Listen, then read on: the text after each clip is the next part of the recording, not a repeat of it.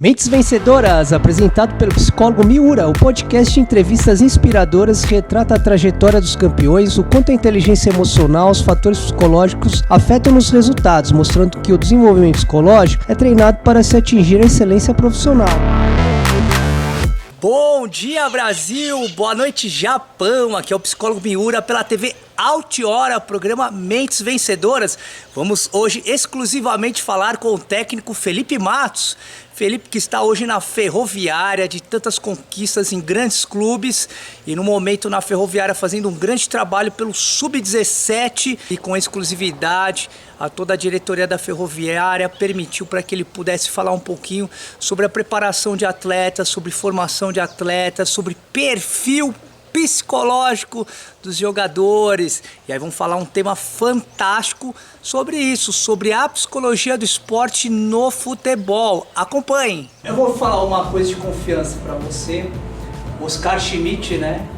E aí, Oscar, você mais acertava que errava? Ele falou, não, numa proporção de chutes, você vai acertar e errar 50%, é você jogar uma moeda, né? Cara, coroa. Mas ele tinha uma formação tática, que era o Israel, que toda bola que eu errava ele pegava o rebote. Então eu tinha duas oportunidades. Então é essa questão coletiva que você fala. Então é permitido errar porque você também tem todo um sistema, né, Elvis, de não estourar lá atrás, né? Você tem mais um monte de gente ali. Com certeza, é isso. Vamos falar então um pouquinho como vocês dois vê a parte psicológica dos atletas, que condições como técnico, como preparador de goleiro tem para trabalhar, para dar essa concentração, essa confiança, ou muitas vezes levantar, porque eu até vou falar hoje, né, essa geração que vocês estão trabalhando, né, de uma pandemia que você trabalhou, também estava um profissional fazendo isso, a sociedade tem medo, as pessoas morreram, a base que tínhamos é outra. Ou seja, então teremos atletas inseguros, independente de ser do futebol. Sim.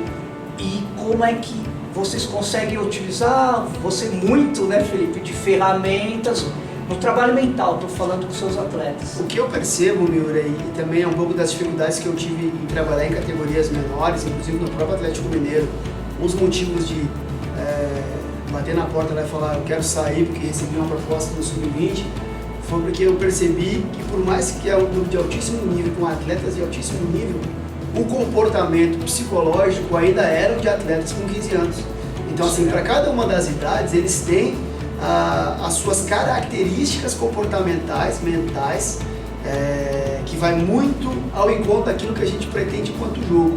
Então, para um jogo que tem que ter coragem, que tem que ter agressividade, geralmente do Sub-17 para o Sub-20 que tu vai começar a ver isso. O Sub-15 para baixo, ele ainda espera muito que as pessoas resolvam os problemas deles. Assim é em casa, ele tem uma mãe, ele tem um pai, na escola é da 8ª série para baixo, não é o ensino médio ainda, que é onde tem que começar a resolver mais seus problemas. Então isso já é natural de cada uma das idades. Eu percebo também que muito antes da pandemia, Miura, a gente vem de gerações diferentes, porque o mundo já mudou antes da pandemia. Então assim, a gente que cresceu nos anos 90, a gente percebia que nós tínhamos muito mais uma liberdade e parece que a gente não tinha tantos perigos, ou não tinha, né, tantos riscos.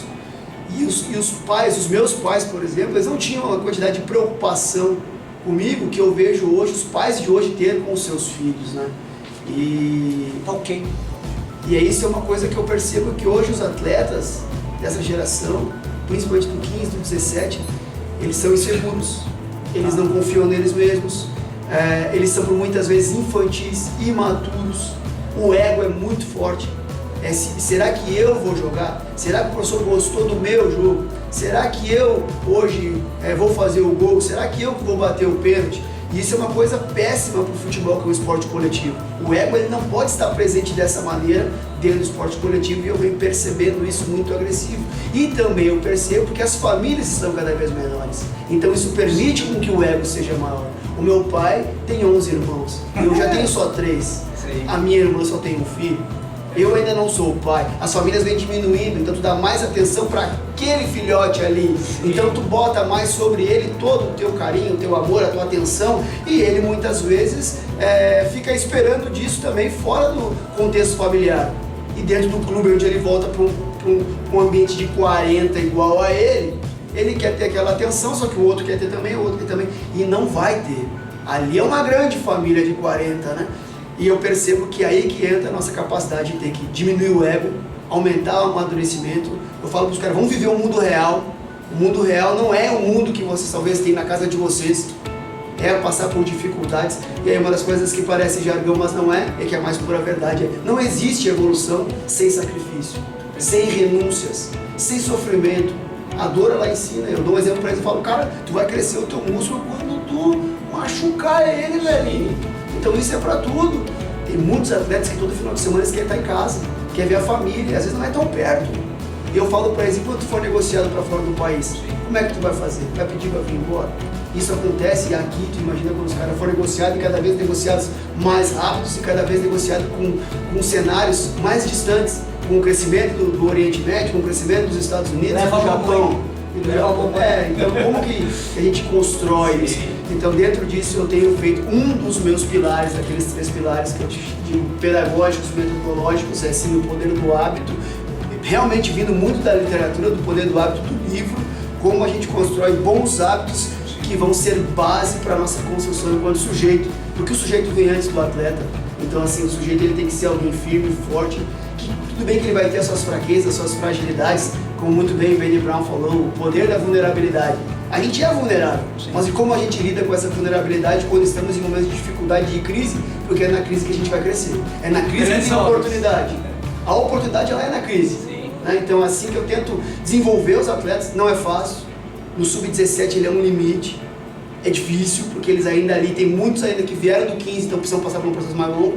Outros já poderiam estar no 20 e outros já poderiam estar no profissional, como é o caso do Hendrick no Palmeiras, como é o caso do Matheus, o Matheus Gonçalves, que foi negociado do Flamengo agora com o Red Bull Bragantino. Alguns, claro, que são outliers, já dão esse salto, mas é necessário ter essa capacidade de visão ampla para isso acontecer. Então, tenho tentado. É difícil, a gente passou por um processo aqui na Ferroviária, logo na minha chegada, um pouco difícil, né? Muito por causa de pandemia, muito por causa de negociação de alguns jogadores que acabaram saindo, e aí gera oportunidade para outros que ainda não estavam prontos para receber aquela oportunidade. Então assim, é um trabalho árduo, porém é o trabalho que mais tem que ser feito. Muito mais do que evoluir um atleta técnica e taticamente, é prepará-lo ele para enfrentar os desafios que o futebol vai mostrar para ele. Porque a gente tem muito jogador técnico, muito jogador que respeita taticamente, muito atleta fisicamente formado nesse país, mas às vezes que não tem a atenção dos aspectos comportamentais que vão dar a base para ele conseguir aplicar os outros 3 pilares, técnico, tático e físico. É o que eu percebo e tento ser um pilar forte no nosso trabalho, sendo de maneira muito verdadeira, e a primeira que é aplicada é para mim. Então eu saí de casa muito cedo, enfrentei esses desafios, tento trazer o meu exemplo para eles e tento a partir disso mostrar que tem um caminho, né? E assim a gente vem desenvolvendo o nosso trabalho e estou bastante satisfeito com o desenvolvimento na temporada, sabe? Assim, a gente teve dificuldades, dúvidas, um elenco que foi se mudando, se transformando, mutando. Esse foi um elenco mutável, Miura, porque a gente tem um exemplo aqui que é fantástico, era um menino que quando a gente chega, ele era o camisa 10 da equipe, hoje ele é o lateral direito. E como tu bota na cabeça dele? Né, a vaidade, o ego de ser o camisa 10, por a mística que tem a camisa 10 no nosso país. E hoje ele é um lateral direito monitorado por muitos clubes. Né? Hoje ele é um lateral direito monitorado por alguns clubes. E antes ele era o camisa 10 que virou 20, que virou fora da lista. Perfeito. E que teve que dar a volta por cima e que bom que conseguiu. Hoje ele está nos ajudando bastante. Então assim, essas são as dificuldades que a gente enfrenta e que tem que encarar de frente. E acho que essa é a parte mais complexa do nosso trabalho para saber medir essa balança. Porque senão às vezes a gente mesmo, quando comissão, mata atleta. E a gente não tem esse direito de matar ninguém. Presidente Ferroviária, parabéns pela grande contratação de um grande comandante. Ainda um plus aqui extra com Elvis também, né? Trazendo aí uma grande qualidade de trabalho, porque uma experiência de grandes clubes, um deles São Paulo Futebol Clube, né? Que eu fiquei muito tempo falando um pouco disso. São Paulo só foi voltar a ser grande quando a base era muito forte, quando a base realmente estava em todas as finais. E é isso que precisamos, né? Desenvolver todo esse trabalho de base, e o dia que a Ferroviária tiver um grande trabalho, o profissional vai ser consequência disso e um grande sucesso no cenário nacional, né? Até porque quando converso com técnicos, e esse é um grande erro de clube, o técnico fala assim: olha, nós precisamos evoluir todo dia, nós precisamos iniciar um processo, estou falando algo para chegar aí, e ao término do processo vão avaliar, e o atleta, você tem que ter evoluído em todas as competências. Aí pergunto, como psicólogo, e se não evoluiu? E aí chegando no sub-20, e se não evoluiu o esperado? Esse é o lado positivo, sabe por quê?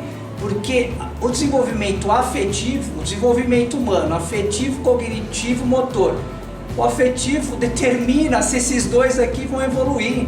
E se não evoluiu, essa é a importância que ele vai chegar no profissional e ele vai ter muita condição de evoluir. Então muitas vezes, Felipe, minha crítica, né? Eu passei por outros clubes grandes aí e diretoria fala: vamos investir em qual atleta? Aí eu falo: esse atleta já está 90%, seleção brasileira em tudo, não vejo projeção no profissional. Esse não, esse aqui vai explodir no profissional. Não, vamos investir no que a gente enxerga hoje. E aí chega no profissional, não acontece nada e cai de divisão da Série A para a Série B. Estou falando de clube grande, né? Esses são os indicadores do nosso trabalho que a gente tem que estar com eles aferidos diariamente. Como que a gente afere esses indicadores? A gente tem os nossos indicadores bem calculados pelos quais a gente trabalha. Só complementando a tua informação, o que eu acho que é importante a Ferroviária já vem fazendo esse tipo de investimento. Parabéns. E mostra no profissional quantos atletas já estão integrando o elenco profissional. Acho que 50% do elenco da Série D ou mais, posso estar falando um número equivocado, mas eu percebo nos jogos, e muitos deles com participação efetiva. Inclusive o gol do acesso lá na Paraíba foi de um atleta da base, do Xavier, um atleta que subiu da base para o elenco profissional, e outros muitos atletas com idade sub-20 ainda já integrando o elenco profissional. E graças a Deus e ao trabalho que vem sendo feito pelo clube todo, é um acesso muito importante nesse ano pra gente. Ano que vem a Ferroviária na Série C do Campeonato Brasileiro vai disputar a final agora. Já aconteceu o primeiro jogo em Araquara 0-0, agora a gente torce para que consiga a vitória, seja ela no tempo normal ou nos pênaltis lá em Fortaleza, e possa voltar com o título da Série D, que é muito importante para coroar esse trabalho que vem sendo feito e as oportunidades que vêm sendo dadas, inclusive por nosso treinador, que era treinador do Sub-20 da Ferroviária, foi promovido ao profissional, deu sequência ao trabalho e hoje está disputando uma final nacional da Série D, que é o Alexandre Lopes. Então isso é muito importante para o trabalho, esses processos de desenvolvimento. Sim, porque aí tem um futuro longo também. E aí, Elvis, então como é toda essa parte que você consegue desenvolver na preparação de goleiros, na parte psicológica, parte emocional dos seus atletas? Isso é muito legal a pergunta. Eu pego muito uma fala do Everton, né, goleiro do Palmeiras, que goleiro é profissão de risco. E eu brinco com os goleiros que eles são bombeiros, que a gente espera nunca apagar incêndios. Mas o principal para mim, Miura, é a posição de goleiro, e aí vai entrar no que o Felipe estava falando antes, ela às vezes acaba sendo uma posição de frustração. A primeira, a gente vai contra a alegria do futebol, do objetivo maior que é o gol. E às vezes defensivamente você está ali para evitar. E quando tomar um gol, e aí? Se prepara para a próxima ação. Acho que o Felipe falou isso, é perfeito. Eu brinco com os goleiros, você falhou na missão de não deixar a bola ultrapassar a linha. Tá tudo bem, cara, segue. Porque eu preciso me preparar para a próxima ação. E a próxima ação é ofensiva. O time vai sair com a bola. Esse é um ponto. Pensando em treinamento, errei, continuo. E aí tem alguns pontos. A resiliência, acho que para o goleiro é essencial. E não só a resiliência do tomar gol, mas vou te dar um exemplo. Teoricamente na vida, para eu substituir alguém, é porque ela tem que estar falhando. E o nosso objetivo, principalmente na formação, não é esse.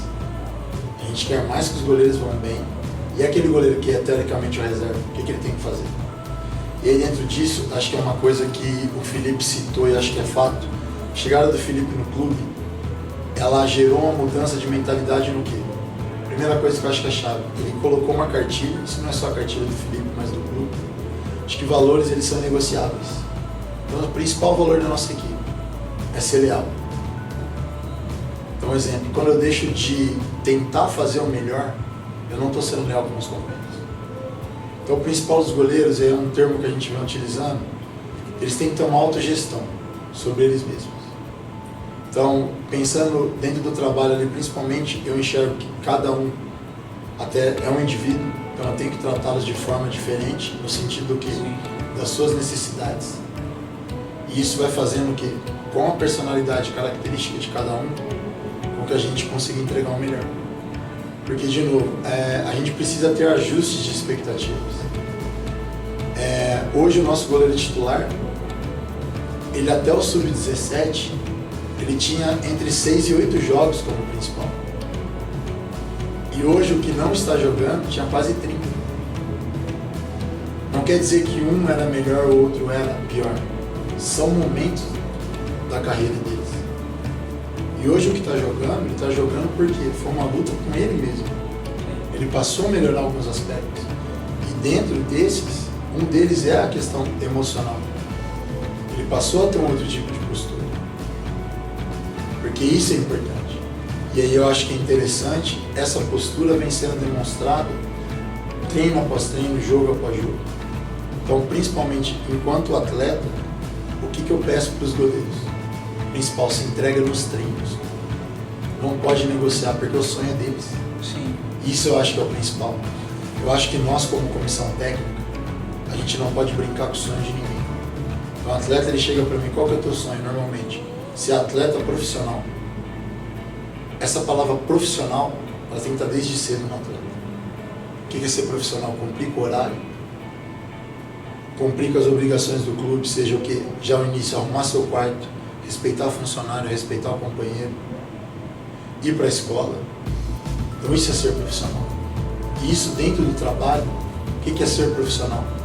Nós somos, eu falo, vendedores de ideias. Eu vou voltar de novo ao treinador. Ele vendeu uma ideia para esses atletas. Qual que é a ideia? Intensidade. A intensidade não significa ganhar jogos. É ser intenso nas ações. Vai pressionar? O máximo de intensidade. Vai jogar médio? O máximo de intensidade. O exemplo que eu dou. Combinado, preparação, pré-treino. Vai dormir cedo, seja intenso com você. Vá dormir cedo. E aí é o ponto de novo, é individual. Esse processo que a gente vai fazendo é a médio e longo prazo. Porque a formação, e se a gente pensar aí hoje, a neurociência fala que o cérebro se desenvolve até 24 anos, esses caras têm mais 8 anos pensando no sub-17. E aí o quanto eles vão absorver das nossas informações. Então, de novo, aí eu friso. O principal trabalho do treinador de goleiro, com os estímulos aí psicoemocionais, é gerar esses goleiros como seres mais fortes. Então, não só para a resiliência, mas para a coragem de estar no campo, na coragem, de novo, que eu falei lá atrás da questão técnico-tática, na questão de querer jogar com os pés, sofrer uma pressão ali dentro do jogo. Porque a partir do momento que eu consigo, com um passe, ser preciso, romper uma linha, o meu time está mais próximo de fazer um gol. Então, quando eu tenho, por exemplo, uma vantagem no marcador, não é que eu possa errar. Mas caso eu erre, por exemplo, o dano é menor. Então, dentro disso, cabe a mim, aí eu utilizo também bastante das imagens deles no treinamento, para fortalecer o que? Esses comportamentos. Eu acho que aí entra o meu papel dentro dessa geração, pensando o quanto eles são tecnológicos. Então eu utilizo muito da ferramenta do WhatsApp, com os vídeos, as próprias sessões de vídeos, pegando aí, eu sei os ídolos de cada um, que eu também acho que é importante. Acho que essa geração, eles precisam ter boas referências. E não só referências de resultados, mas principalmente eu falo da caminhada. E eu vou citar um atleta aqui pro pessoal, não pelo resultado que ele tem hoje, mas que é o Ederson. Sim. O Ederson, a gente pode pesquisar, dispensado no São Paulo. É, base de São Paulo. Aí ele é liberado no próprio Benfica. Ele vai pro Rio Ave, reserva do Oblak. Quando o Oblak vai pro Atlético de Madrid, ele performa, e quem compra ele? O próprio Benfica. Sim. Então, que talvez naquele momento que ele estava no clube não enxergou o valor dele de mercado, o liberou e ele continuou. Porque a questão do atleta, para mim, é como qualquer cidadão, é não desistir. Eu acho que aí, de novo, a nossa mente. O nosso goleiro, Se ele mostrar para o nosso time que ele não desiste, aquele de novo, primeiro atacante vai correr por ele. Aquele primeiro atacante vai pressionar por quê? Porque olha para trás e alguém que está muito próximo. O goleiro é o início da segurança, né? O estudo da equipe, né? Do comportamento. Conforme o goleiro, como ele transmite essa confiança, você vai ter seu zagueiro, sua linha defensiva e aí sim por diante, o comportamento de todos. E é legal você falar isso, porque dividindo em linhas, eu tenho no mínimo 4 no campo. Eu tenho 1, 4, 4, 2, por exemplo. Então o pessoal sabe que lá atrás eu tenho um goleiro. E aí pensando de novo na questão psicológica, quanto melhor esse goleiro está, e aí é um trabalho que a gente também precisa fazer, principalmente para o goleiro, da questão da autoestima. Muitos dos goleiros, se vocês observarem, eles estão aqui, e aí você está de novo o trabalho do treinador e de toda a comissão, como ele fortalece os goleiros. Sim. Os goleiros começam a andar aqui.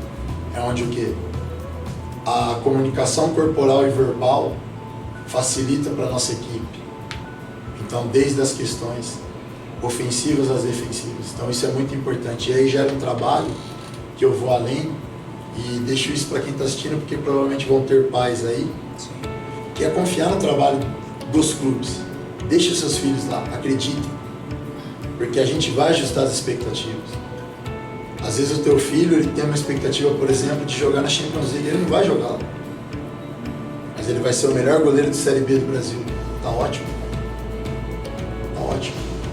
E eu falo isso porque quanto mais a gente ajusta as expectativas, mais aquele atleta passa a render. Porque não importa o hoje. E é o que o Felipe falou. Ele fica feliz quando ele ganha o jogo com o processo sendo identificado ali. Com os itens do processo aparecendo, não ganhar por ganhar. Porque daí, de novo, daqui 5, 10 anos, a gente vai ver esses atletas na Ferroviária sendo negociados. Então essa é a meta dos goleiros. Para encerrar a fala, joga um só. Só que a gente normalmente tem 4 a 5 goleiros. E aquele que é o reserva também está sendo estimulado. Porque ele é reserva hoje porque na posição só joga um. Mas é a médio e longo prazo. Então, assim, é fundamental esse trabalho da mente, porque principalmente o goleiro, pelas críticas que se tem, a gente vai observar às vezes nos programas, pelo tempo que se tem de televisão, você precisa só mostrar o lance do gol, é questionar se ele errou ou não errou, você precisa ter esse processo. E não se mostra as defesas, mostra tomar o gol, né? E é legal você falar, porque não é interessante mostrar a defesa do goleiro, sendo que a graça é o gol, mostrar aquele golaço. E quanto você está preparado para isso? Para se frustrar de aparecer numa eventual falha, por exemplo? Mas como eu falei, vai lá, goleiro. Felipe, técnico, goleiro Felipe Alves, dá uma carretilha que aí tu não vai te ver. Muito boa essa. E aí eu acho legal você falar, porque assim, um dos expoentes do Felipe fazer isso, hoje está no máximo do nosso futebol, que é o Fernando Diniz. Perfeito. E eu gosto de falar isso. O Fernando nunca deve ter falado para ele dar uma carretilha. Sim. Mas o Fernando deve ter falado, eu quero que você me ajude a construir. Sim. Se o meio que ele achou foi o drible, e aí qual é o ponto que você pode fazer? Olha, tenta não driblar nessa situação. E aí o treinamento faz o quê? Você escolher mais rápido, mapear o jogo mais rápido, ter um domínio orientado melhor. Sim. Que é aí que volta para aquela pergunta. Se o meu treinamento não for linkado com o do nosso treinador, a hora que você coloca o goleiro ali, ele não consegue fazer um domínio orientado. Que é aí que vem do meu método ali de trabalho, inicialmente o analítico, você passa para um situacional, e aí quando chega para um sistema, até para facilitar o entendimento pessoal para o global ali, ele consegue realizar. Porque aí é onde está mais próximo do jogo. Tá? Tem mais assuntos muito interessantes, mas aproveitar já isso aqui. Depois vamos falar do técnico, como você tem uma característica, e aí os clubes realmente vão te contratar por essa filosofia e tem que saber sobre a sua proposta. Mas falando de concentração, né, que ninguém sabe como é o preparo de ambos sobre o pré-jogo, sobre a noite anterior, né? Então, além da preleção, toda a preparação, como lidar com a ansiedade do atleta, como desenvolver um trabalho para que eles consigam dormir, onde muitos, na ansiedade, acabam não dormindo, né? E aí a gente vai contar muitas histórias disso, né? De atletas que não conseguem dormir e, óbvio, o rendimento do jogo vai ser muito baixo. Ainda mais nossos jogos sendo pela manhã, né? Assim, às vezes a gente acorda muito cedo para os jogos, mas é muito relacionado a algumas técnicas que a gente pode utilizar também, né? Eu tenho falado para eles, eu uso muito do visual training, então eu falo para eles, rapaziada, uma das coisas que a gente tem que fazer em véspera de jogo, para controle da nossa ansiedade, é imaginar já, fecha os teus olhos e começa a imaginar o dia seguinte.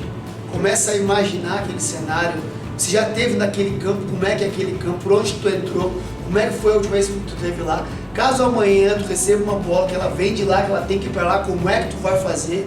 Porque todo esse processo, quando ele for no outro dia acontecer, ele demanda menos energia, porque tu já processou ele em algum lugar dentro do teu cérebro, ele já está previamente estipulado. Isso vem muito do que a gente leu sobre a biografia do Phelps, que ele conta que ele nadava sem cair na piscina.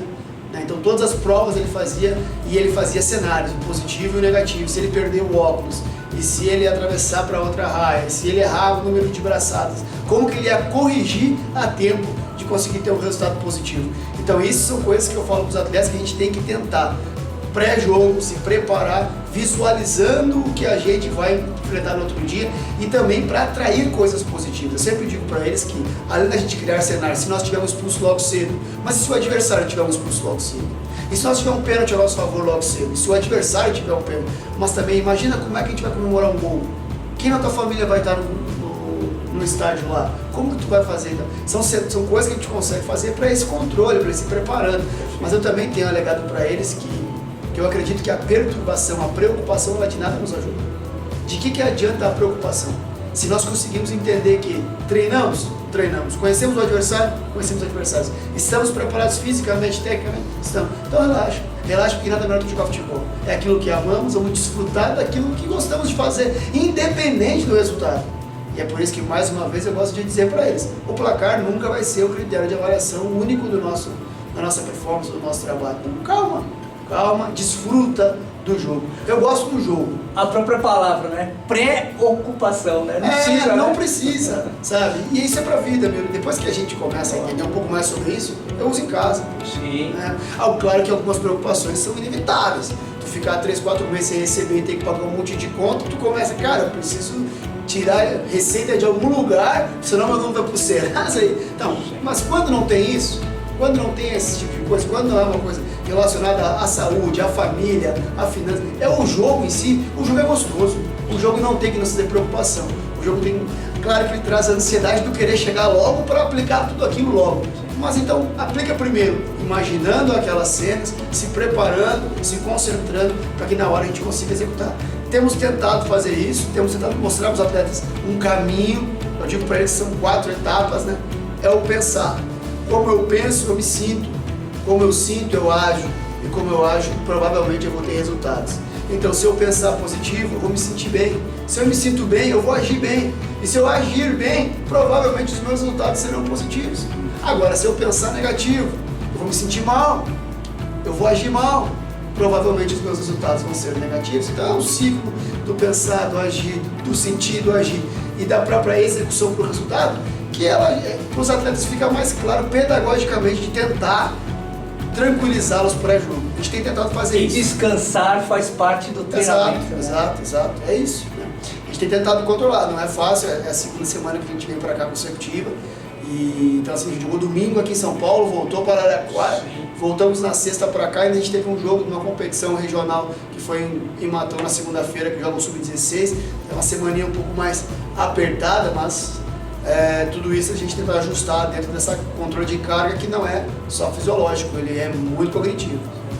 E a carga de pressão no pré-jogo, até porque o que eu vejo, Elvis, a maior pressão é a interna, né? Ainda mais de goleiro, a cobrança pessoal do goleiro. Acho que é perfeito, e o Felipe citou uma coisa, a primeira questão somos nós. Então eu preciso demonstrar para os goleiros que eu estou tranquilo.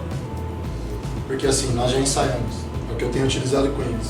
Amanhã é dia de espetáculo. Se a gente pensar o futebol, ele é um espetáculo.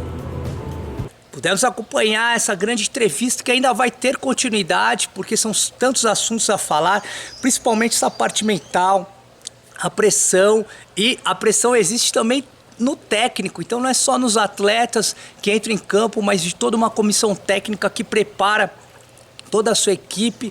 Mas o mais legal, o Felipe Matos fala um pouco da sua preparação pessoal, profissional, e o quanto sofre uma pressão, quanto sofre ali, né, para um jogo, principalmente aí de decisão, sofrer no sentido de afetar-se na parte psicológica, quer dizer, você ter todo um preparo emocional para os jogos, e os técnicos, ó, suam que nem a gente nesse calor incrível aqui no estado de São Paulo. Valeu!